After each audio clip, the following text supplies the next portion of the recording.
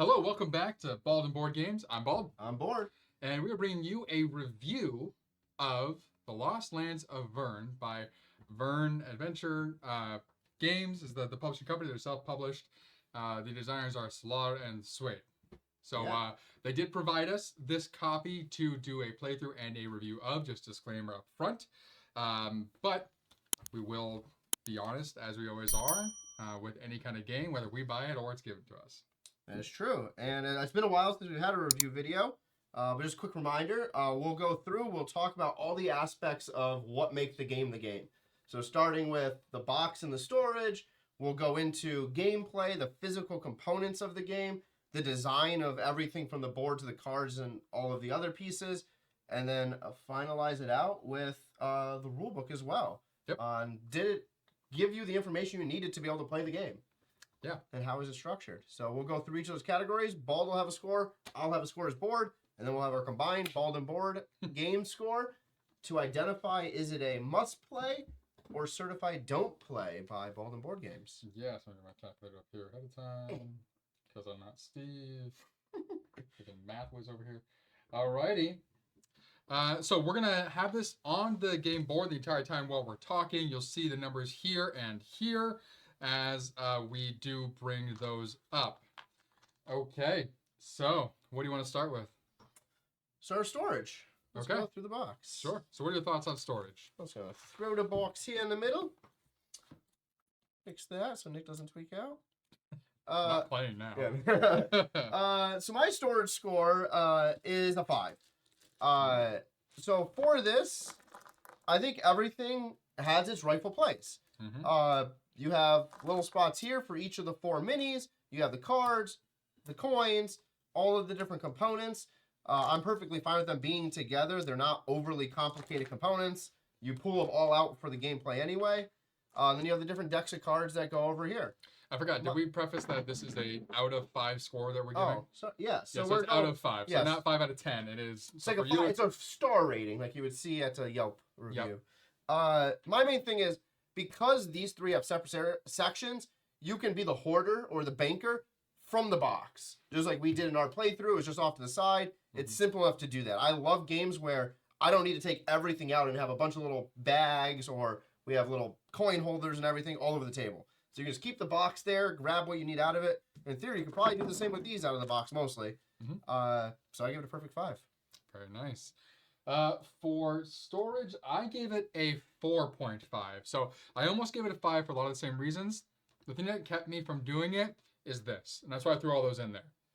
Is all it would take is separating the castles from the little what are they called, cottages, and that would have given me a 5. And then I really could have been the hoarder from the box. I couldn't be the hoarder entirely from the box because of this. I would have had to like dig in here to pull out a college or to find these blue pieces, you know, or the castles, and that kept it from being a 5 for me. So that pure separation of component would have given me a 5. You've seen the other videos. That is usually the thing. Is like if you give me a spot for each thing instead of a hole for stuff where it's all mixed together, you'll usually get a 5 from me. What I do really enjoy is the fact that this is so nice. It's like felt insert that's already in there. It's not a cheap cardboard. It's not a plastic. Like, that is hefty, and it feels like it's part of the box. Like, I'm not taking that out at all, which is very, very nice. This can clearly be stored vertically instead of flat, and everything's going to be fine with it. Yep. So I think next up let's go in the order of a game. So the rules. Okay. What did you think of the rules? So for the rule book, I actually gave the rule book a 2.5 out of 5 for this one. The reason being is the rule book, while it has a clear look to it, there's a lot of vagueness in this rule book.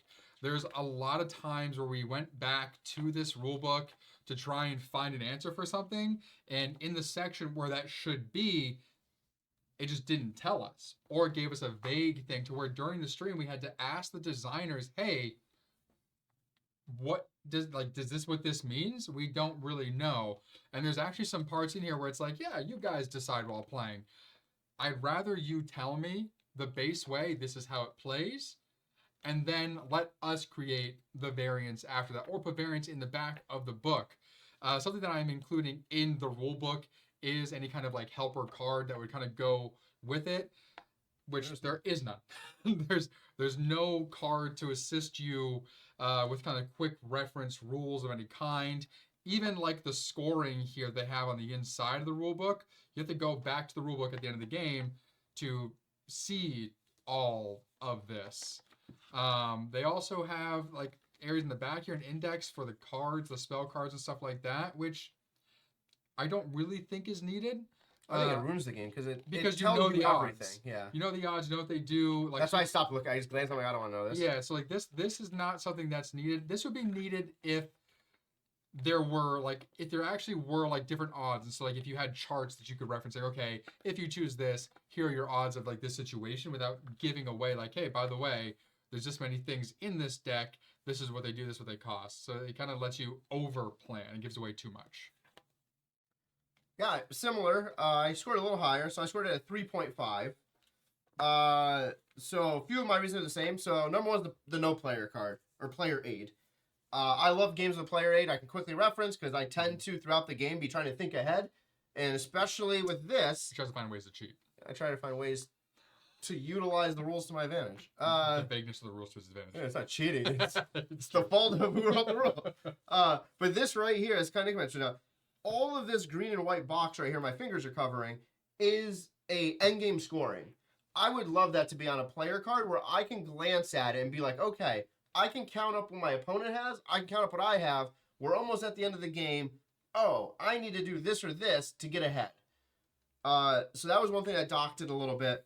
I'll flip to the back, kind of what Nick just showed there as well. All of this information I hate. I'm someone who loves math and can kind of think of all the possibilities. This here literally would allow me to be like, oh, if I'm looking for equipment, here's every item of equipment. Here's exactly what the battle boost is and my buy price. So I know, oh, I picked up this equipment. I know there's 7 more items that are better than this. I'm not going to buy it. Yep. Because once you have 3 equipment, sure, you can discard it or trade it to your opponent or sell it to them, but you've spent money on it. So I can easily identify what to spend money on, what not to spend money on. It ruins the excitement of discovery. Yeah. In the game. And like, of course, after you play a bunch of times, you're going to know. But it should even take a bunch still, of with times. the amount of cards that are here, there's going to most likely be one equipment card you don't see out of playing it 6 or more times. You're going to finally find it like, oh, damn, I didn't know it was in there. Yeah. My other things for the rules were kind of Nick's point of vagueness. There was some clarification things that we had to ask the designer about. Perfect 2 examples were there's a sanctuary spot here where you're safe. It doesn't say specifically in the rule book that you can't be removed from the sanctuary.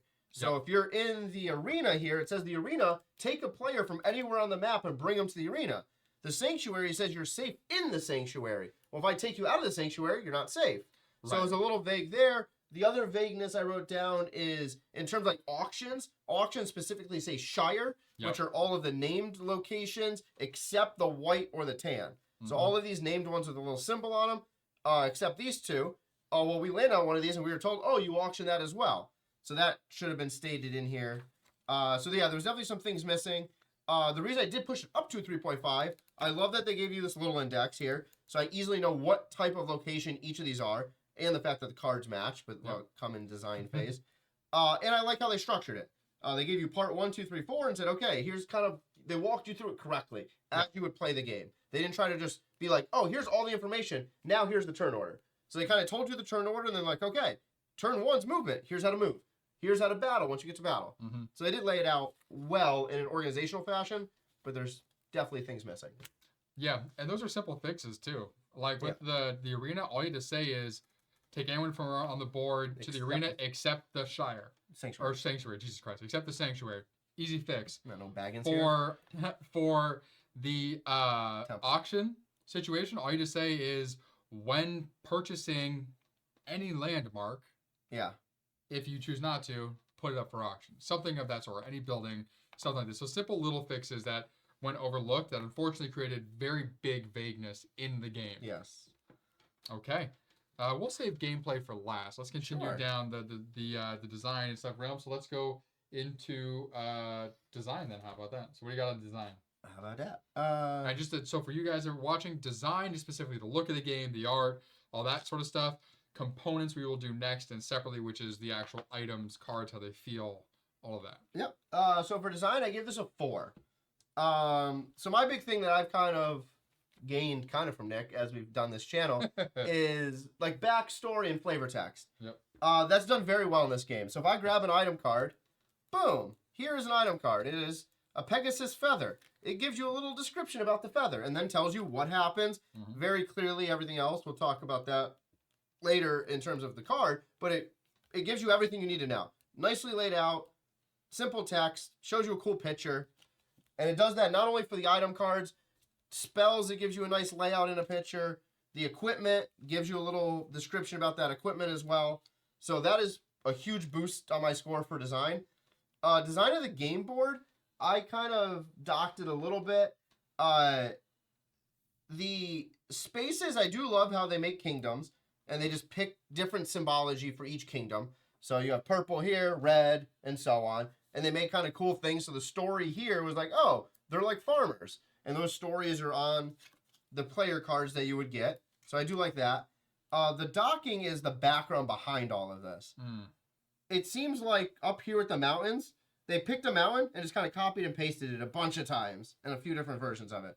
So it's a very simplistic backing where I think they could have done a little bit more.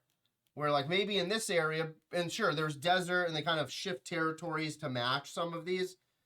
But I think because it's a fantasy themed game, they could have done a bit more in the background. And I also don't like how this travels on this map. Where you have 4 stables, the gray and the tannish color, and you have West River here. Well, West River isn't necessarily the western part of the map. So I wish West River was literally on this side. East over here, south and north, top and bottom, in the centers. Instead of just like randomly scattered as you go through. Same thing, these temples are kind of just scattered randomly up through the list. So I don't know what the methodology was for how they designed each place and how many spaces were in between different things. But it seemed like it wasn't as smooth as I wanted it to be. Yeah. I also don't like how close the arena and the sanctuary are. They should be on like opposite ends of the map. Yeah. I get that. All right. For design, I also gave it a 4. So flavor text I like a lot. The artwork on the actual cards I do enjoy a lot. I enjoy the kind of drawn, printed sort of look to these. I like that in the rulebook they're called scrolls, and they look like they were scrolls of some kind. I think the layout is very clear on the cards for you flavor text, what it does, sell value. For things that have multiple levels, like the spell cards, you have level 1, level 5. Very clear to the point. You still get your picture over here. Very consistent artwork and iconography. I actually do like the background of the board because you can tell that you're going through these different regions, and the regions make sense for what's there. So like these volcanoes over here in the mountains, the frost up in the ice there. Excuse me. The desert areas, the stable being camel specific to the desert area. All of that I like. When it comes to maps in general, when you make maps, cartographers, they use repeating elements as a shorthand. So that was used here, but there's a little bit more that aren't quite exactly that. And mountainous shapes do tend to repeat themselves. Like variety's nice and all, but I didn't think that was necessarily needed. What I don't enjoy about the board is how simplistic these hexes are. These very much look like a simple silhouette that was found and photoshopped together and just pasted on the board. I much rather would have preferred these to be part of the map. Like you could have easily made these part of the map and make them stand out a bit. So it felt a little bit more immersive as you were traveling. But this just feels like photoshopped images on top of a background. Yeah. And in this game, too, because the character minis are just little minis with a circle, everyone seems nowadays to go after hexes. Like, hexes, the talk of the town with board games. There's no reason for them to be hexes No, in this game. For this one, no. Like hexes are great to be used if you're trying to create equidistant spaces for moving on a Yeah, board. if you're building out the map, sure, but the map's already here. Right, so it doesn't have to be. It could literally be space like you could have a little stable here. Yeah. A picture of a stable, and below it says West River, and you have a camel like at that stable and Yeah, so a little bit more of a creative thought could have gone into that. But I do like the so where I do like the simplicity is in the design of the different kingdoms and their what are they called? Their seals or no king. No, the Shire is each one's a Shire, but the actual image is their crest. Their crest. So I do like how each crest was designed to fit its specific kingdom. I think that's great, and that should be simplistic. Yeah. That's absolutely wonderful. But again, that could have been a little kingdom with a flag next to it that showed that here. A good example is The Witcher Old World, very similar. This might have been inspired by that down to like the map and the locations, but the locations are all fleshed out on the actual map as well. And they could almost put like this symbol here for the wheat. They could have put the wheat literally like right here and just connected it to two of them because all of them are two away. So they could have a volcano in the middle, connected it instead of just having it there. Like literally, to your point, embed it into the board. Like, oh, this is the farm area with the wheat, and then have the names on the location only. And you can have like a road that goes around, but yeah. So that's my one grip. But still, a 4 is good. Yeah. A lot. What your saving grace for me was really all the cards, the arc on the cards, and then the underlying map itself. All right. So moving from the design of everything, we'll now talk about each item and the components. So that is everything that's in the box.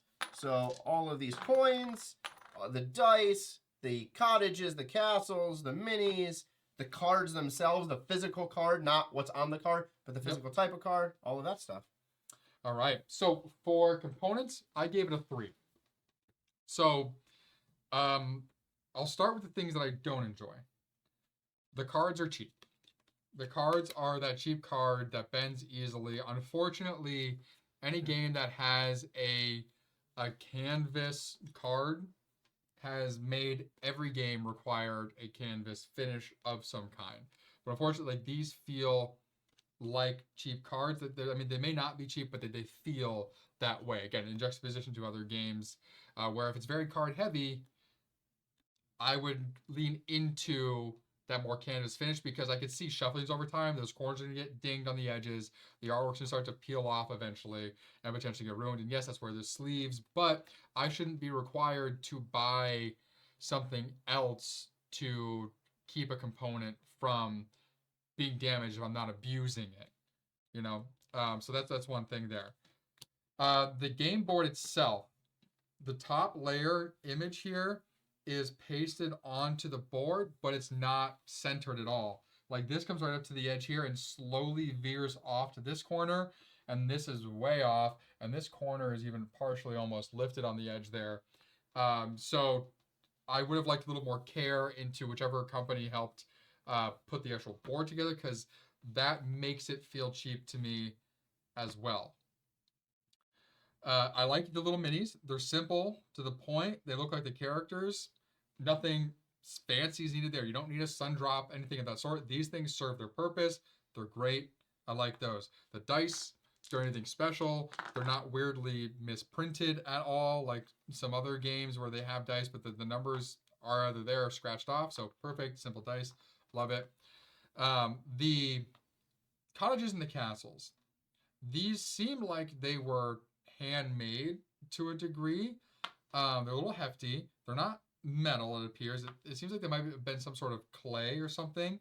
So that idea I like, because it kind of fits the theme of the fantasy sort of thing. But there's some of these that, like, there's one that's missing one of these little top parts, got damaged. There's some where the bottom is damaged as well, and flaking off. So while they have the appearance of quality, it seems like they may have been made in a large batch, and so you have a lot of those potential issues. Things that usually go through proofing when coming from manufacturer. But again, better for the doubt here. It seems like this was potentially made by hand of some kind. My favorite thing about this component-wise are the metal coins. Everyone loves a metal coin, but what I like is the V that's on the metal coin. There was that extra touch to make it specific to this game. They could have easily just used any kind of metal coin. These are very reminiscent of, I don't know what the technical term is for a Chinese coin, but one of the Chinese coins that has the circle with the square in the middle. So it is nice that these were customized specifically for this game. And those all feel very quality as well. And of course, everyone loves, that sound there. So I got a 3 from me for all those reasons. For me, got a 4 for components. I'll cover the same things Nick just did. Number 1, best thing is the metal coin. I agree. I absolutely love the metal coin. The only difference I prefer, and this is 100% a me thing, is, and I know this would definitely be more cost in production, is because you have 3 levels here. Yes, the color scheme is great. Sizing. I prefer, like, if you have copper's the weakest, have it slight, like the smallest, and then medium size and a larger size. Or vice versa. Either way. But I do love that they picked 3 different colors, and the colors make sense. Yep. As what you would have as a hierarchy for that. Yep. It also doesn't make sense to me that there's exactly the same number of each of these because of the worth of the coin. Right. We really didn't see that many coppers other than the beginning part and the fees. There was a lot of gold. So I don't know, in a 4-player game, you might run out of gold coins. Because it seemed like you're starting to have a lot of gold coins if you don't use them right away. I wonder how many are specifically there, if there's enough. You know what happens? If you were to count the... 45 of each. So that means the 4-player game would be 5 of each left over. Which could, in one turn, if you get the correct spell cards and whatnot, could be in someone's pocket. Yeah, but that'd be if nobody bought anything. And yeah. Which is unlikely. So they most likely tested that. A few other things. I do love the cottages and the castles. I do agree with Nick's point. Yes, they do look handmade. It does open up that perspective of certain of them being damaged. I personally kind of like that some of them might be damaged because it fit because of the theme of the game. Yeah. So helps. It's like, oh, I went to this castle and the castle was missing part of its upper. Oh, it must have got attacked or something. So like that kind of works with the vibe of the game only because of the theme of the game. Right. And I get that probably unintentional that is occurring, but it only works in that case. Minis, to Nick's point, perfect. They match the character class and what the characters look like. They do exactly what they need to do.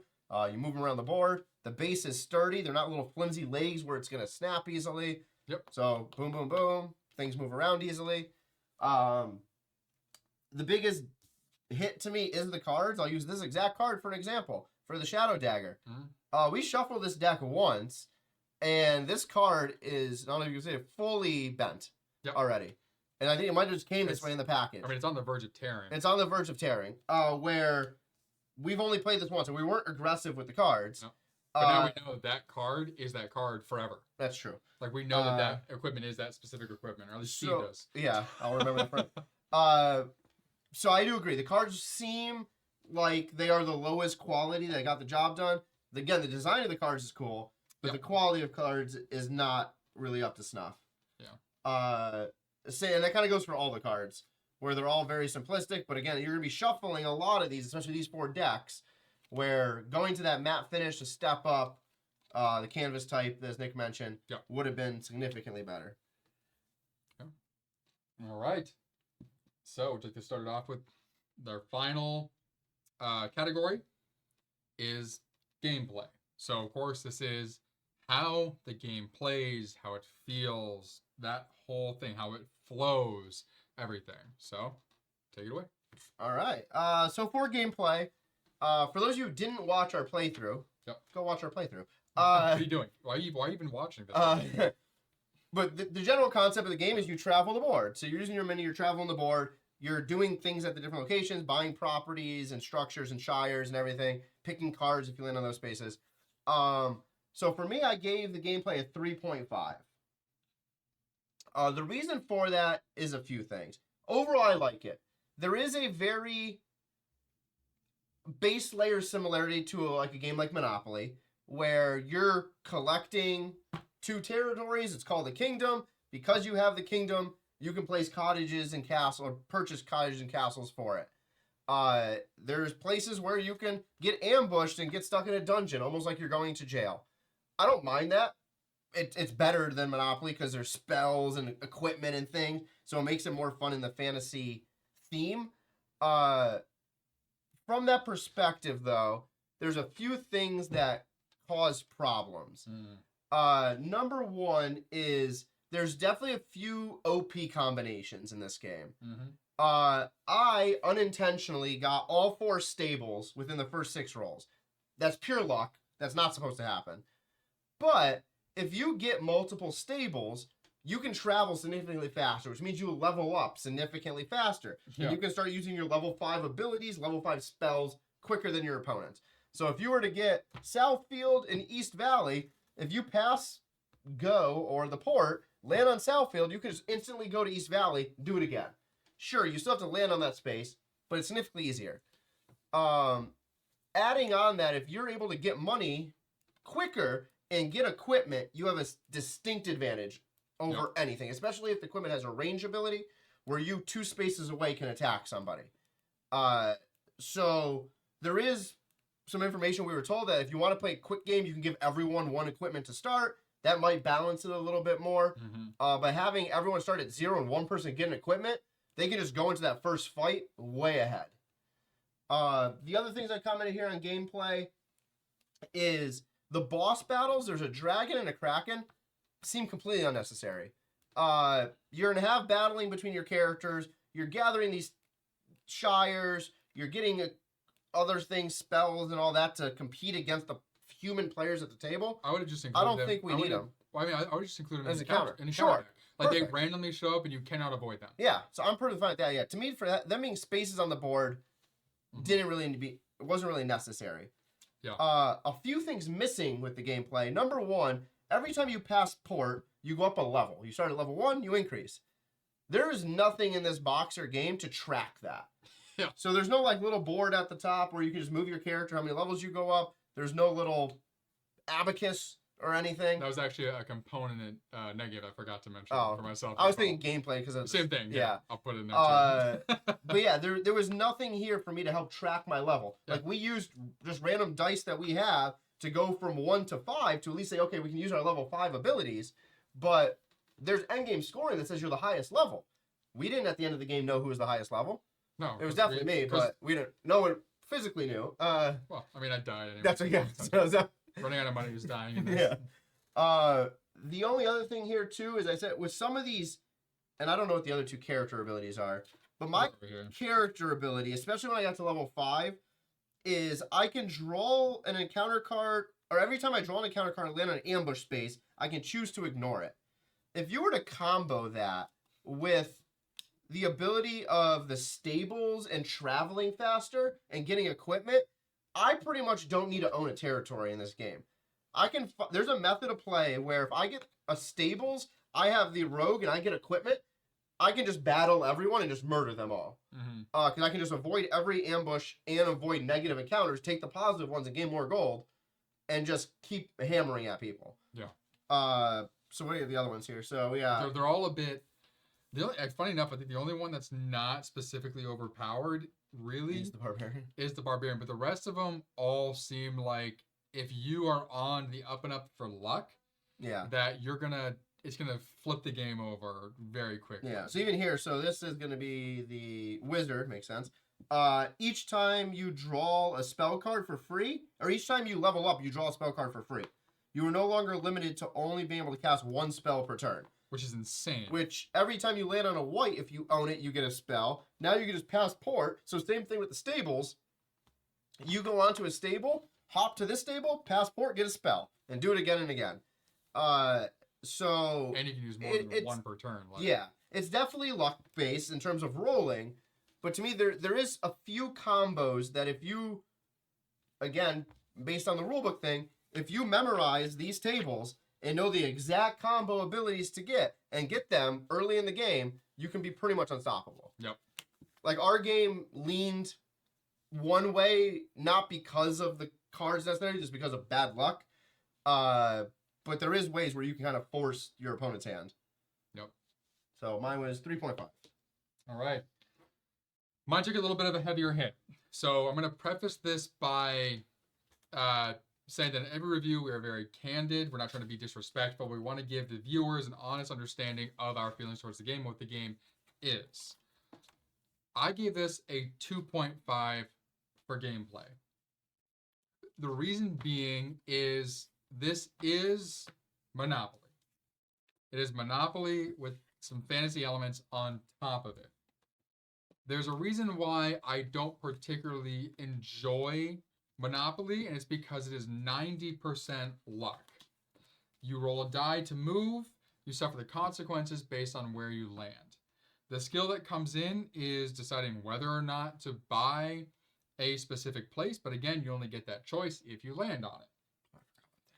The auctioning of places as well, especially the fact that if you are the person who landed there and choose not to buy it, you can also participate in the auction, is also OP, because someone's on the up and up with coin, they can just say, oh, I don't want it. Oh, now I'm going to buy it for half the price. It breaks the game there.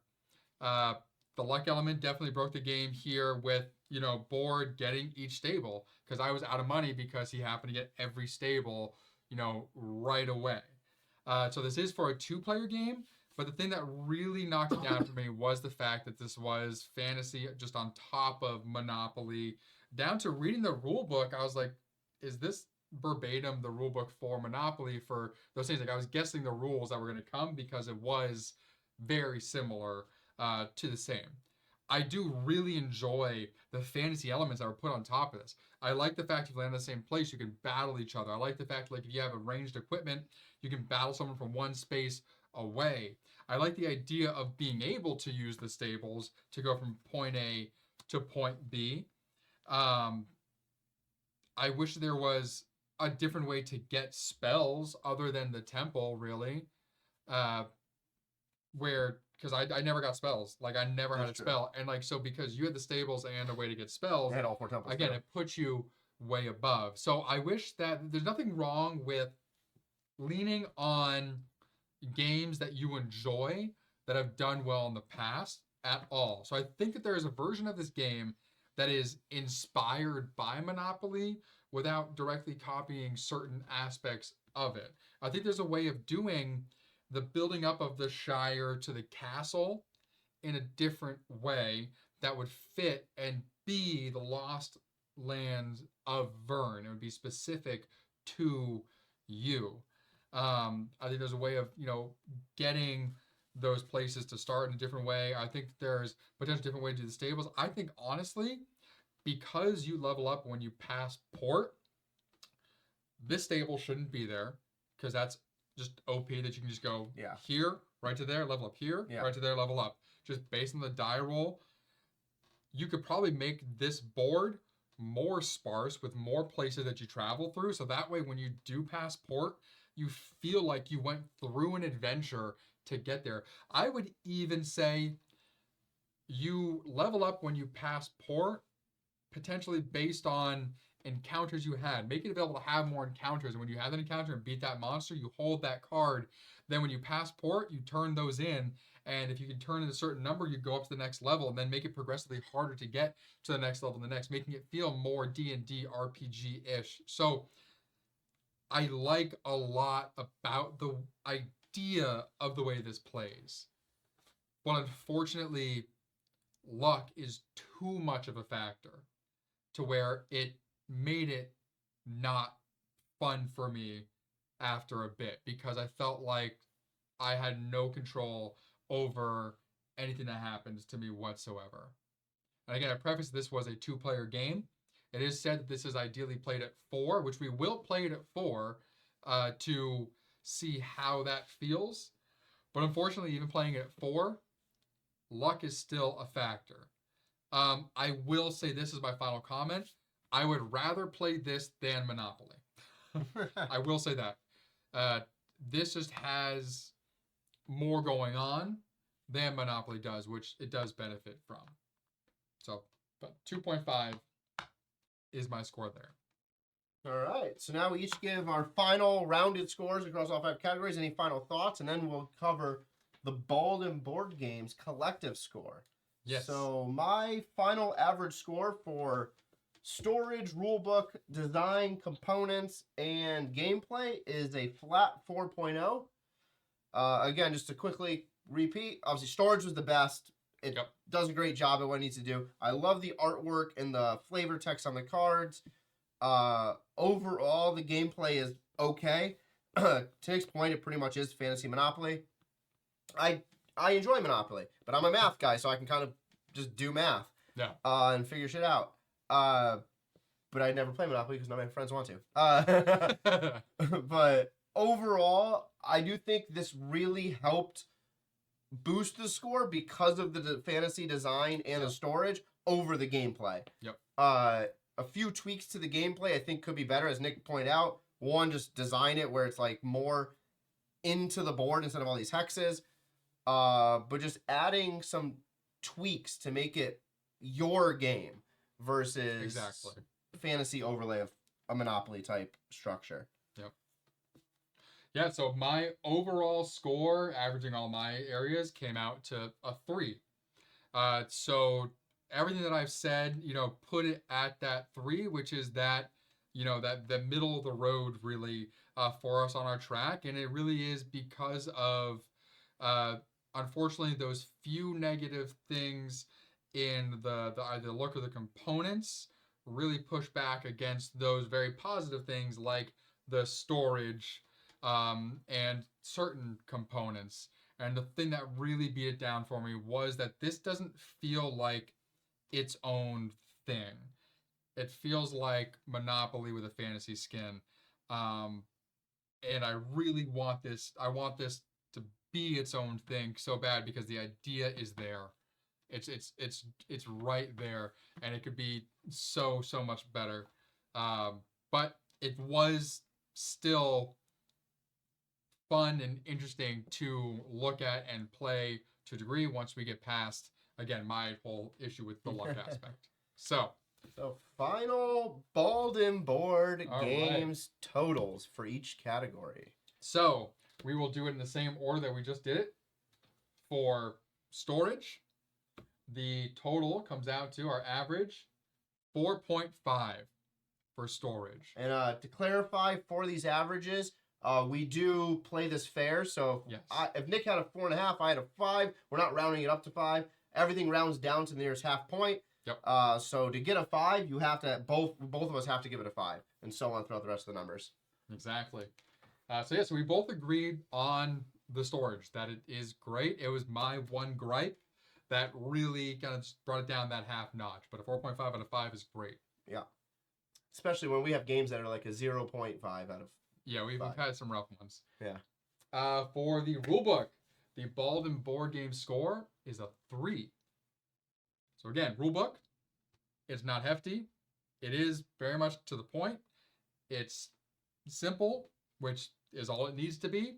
There's just those areas of vagueness that got in the way where it took you out of the game for that moment and you couldn't find the answer. And the only reason why we ended up knowing the answer is because we had the creators on watching us as we played. Yeah. Yeah, I'm not a whole fan of the whole house rules thing either. Especially like if it's a party game, fine. But we play serious games, and we're like, we want to know exactly what it says. How's it supposed to be played? How's it designed? Yes. Like, let me play it the way it's meant to. The way the balance is supposed to be. All right. So for design, the final score was a 4. We both gave it a 4, so naturally came out to a 4. I think we said everything we need to say. Like the cards, I think were the big saving grace for the design. Like the look of the cards. The design, the clarity, all of that was the main thing that we both really enjoyed. Yeah. Components was a 3.5. So as we said before, the component-wise, the miniatures, simple, to the point. Nothing fancy, don't need to be. The big thing, exactly. Those coins are fun, and everyone has metal coins. The fact you took the time to make them your own, and it seems simple with the V. The V for Verne. That made it yours, and that's kind of what we're looking at. It's like this game should feel like your game when we see those components. It was great. All right. And then lastly, the gameplay came out to a 3. So, I think overall, middle of the road is because there is half of the game that feels like its own thing that is a lot of fun, and that comes into these cards and that those special fantasy moments of the game. The thing that kept it down for both of us was that underlying foundation that, oh, it's Monopoly. Yeah. Yeah. Okay. So then the overall Baldwin Board Game score, and this will dictate if you are a Baldwin Board Games must play or a Baldwin Board Games don't play. You need to get at least a 3 to be a Baldwin Board Game certified must play. And unfortunately, You are. I'm kidding. Yeah. You got a 3.5. So Lost Lands of Verne is a Baldwin Board Game certified must play. And So you'll see our sticker post right on here Yep. at the end of this video. We'll also post all of the numbers we just gave as a scoreboard at the end of the video. as well as on our Instagram, we will have that same scoreboard, as well as the game with that same seal of Baldwin Board Games must play. And you know, being like Monopoly is not a bad thing. It may not be what we were looking for, what I particularly enjoy specifically, but people do enjoy Monopoly for a good reason, because Monopoly is a fun game that can be played, a casual game. And the kind of log line you were sending with this was that it's a game that casual people can get into, and I think that Monopoly is a thing that everyone understands that would help them get into this realm. It's the whole easy to learn, hard to master style of gaming. Yep, exactly. So this is definitely a must play for anyone who enjoys Monopoly, or really anyone who wants a simple game that they can play while drinking or at a party with their friends, where you don't have to really pay that much attention But to. only if you have yourself and 3 friends at Yeah. the party. Yes. Yeah, have it out, and have a ball. But yeah, so thank you again to Verne Adventures, to Solar, to Swid for reaching out to us and sending us the game. We hope that you all, especially you, the creators, enjoyed this review, and know that we are out to give honest reviews for whatever we do review, in hopes that we are helping. I hate you so much. In hopes that we are helping everyone design better games, including ourselves. Yeah. So stay tuned for future review videos. We'll have another one coming out around the same time as this one, with one of the scenario-based games we've just finished, Ascendancy. Yep. All 9 videos of Ascendancy, one of which being the tutorial. The 8 playthroughs are on our YouTube channel already. We'll have the review video of that game as a whole. Then stay tuned on our Instagram and Twitch for upcoming, not only playthroughs, but box openings, rulebook rundowns. We got a lot coming here in May and June. Oh yeah, as those things come through, everyone's trying to get everything in before the tariffs really kick in hard. Yeah. So, and we're benefiting from it to a degree. Alrighty. Well, thank you all for joining us here at Baldwin Board Games. This was a review of the Lost Lands of Verne by Venture Games, designed by Solar and Swade. I'm Bald. I'm Bored. And we will see you in the Lost Lands of Verne.